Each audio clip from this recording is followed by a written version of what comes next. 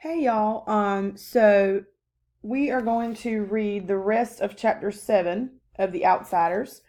When we stopped, um, Ponyboy was home and he was cooking breakfast for the boys, and Two Bit and Steve came in, and then Derry and Soda Pop were waking up, and everybody was rushing to get ready to go.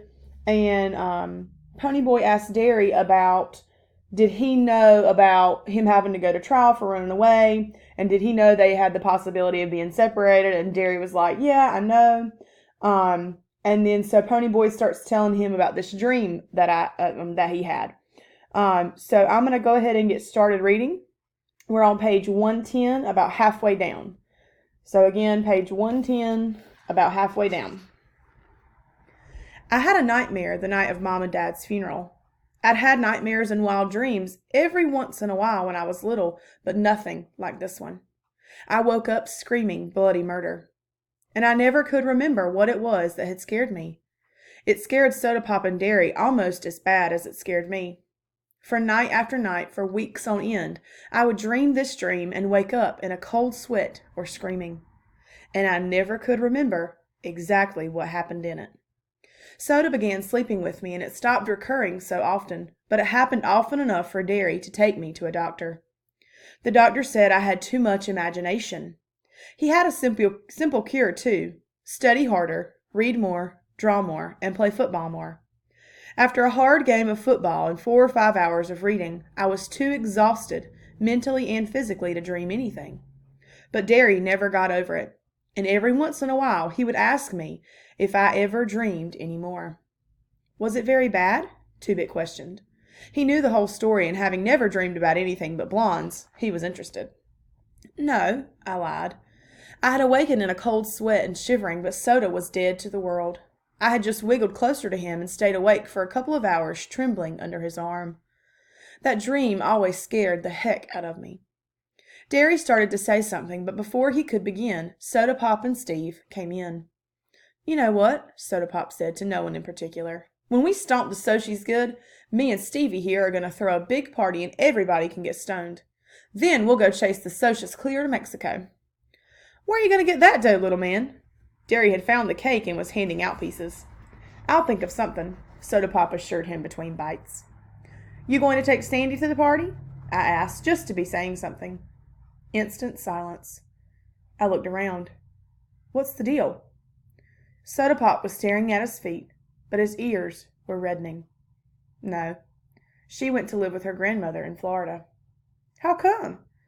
Look, Steve said, surprisingly angry. Does he have to draw you a picture? It was either that or get married, and her parents almost hit the roof at the idea of her marrying a 16-year-old kid. 17, said Soda softly. I'll be 17 in a couple of weeks. Oh, I said, embarrassed. Soda was no innocent.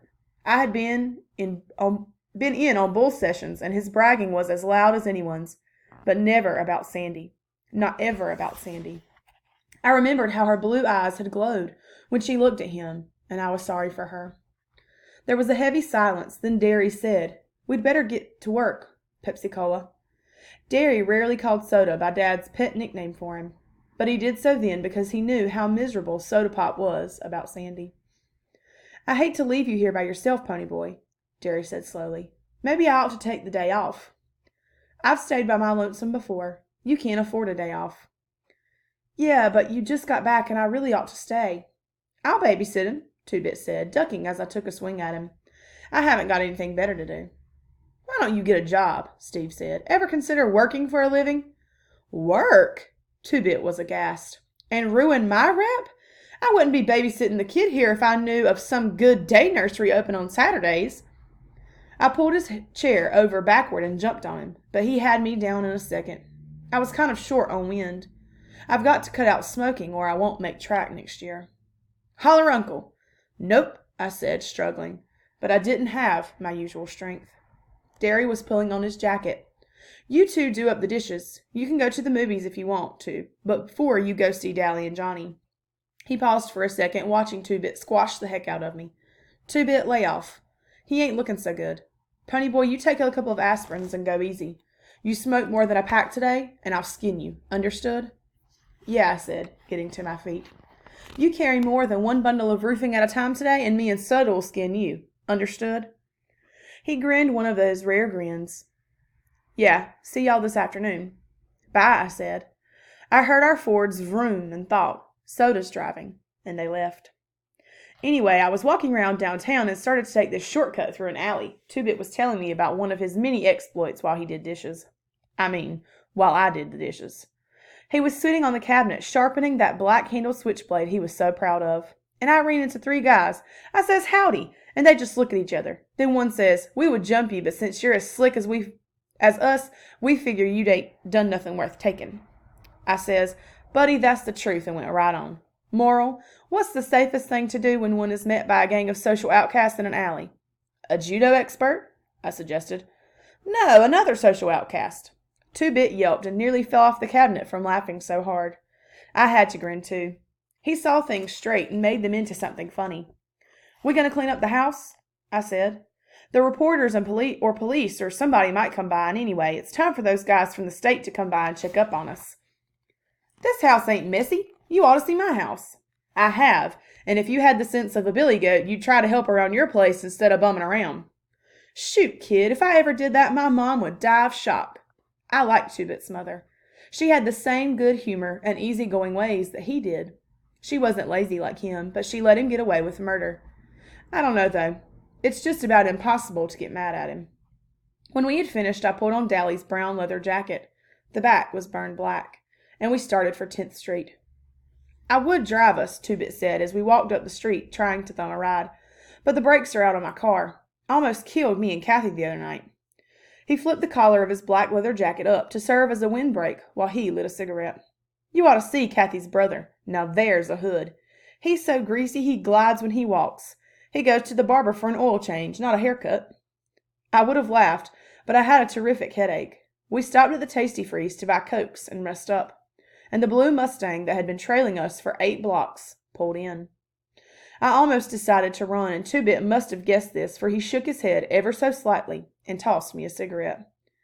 As I lit up, the Socias who had jumped Johnny and me at the park hopped out of the Mustang. I recognized Randy Adderson, Marcia's boyfriend, and the tall guy that had almost drowned me. I hated them. It was their fault Bob was dead. Their fault Johnny was dying. Their fault Soda and I might get put in a boys' home. I hated them as bitterly and as contemptuously as Dally Winston hated. Two-Bit put an elbow on my shoulder and leaned against me, dragging on his cigarette. "You know the rules. No jazz before the rumble," he said to the Socias. "We know," Randy said. He looked at me. "Come here, I want to talk to you." I glanced at Two-Bit. He shrugged. I followed Randy over to his car, out of earshot of the rest. We sat there in his car for a second, silent. Golly, that was the toughest car I've ever been in. "I read about you in the paper," Randy said finally. "How come?" "I don't know. Maybe I felt like playing hero." "I wouldn't have. I would have let those kids burn to death." "You might not have. You might have done the same thing." Randy pulled out a cigarette and pressed in the car lighter. "I don't know. I don't know anything anymore. I would never have believed a greaser could pull something like that." "Greaser didn't have anything to do with it. My buddy over there wouldn't have done it. Maybe you would have done the same thing. Maybe a friend of yours wouldn't have. It's the individual." "I'm not going to show at the Rumble tonight," Randy said slowly. I took a good look at him. He was 17 or so, but he was already old, like Dallas was old. Cherry had said her friends were too cool to feel anything, and yet she could remember watching sunsets. Randy was supposed to be too cool to feel anything, and yet there was pain in his eyes. "I'm sick of all this. Sick and tired. Bob was a good guy. He was the best buddy a guy ever had. He was a good fighter and tough and everything, but he was a real person, too. You dig?" I nodded. "He's dead.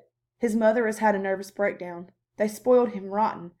Most parents would be proud of a kid like that, good-looking and smart and everything, but they gave in to him all the time. He kept trying to make someone say no, and they never did.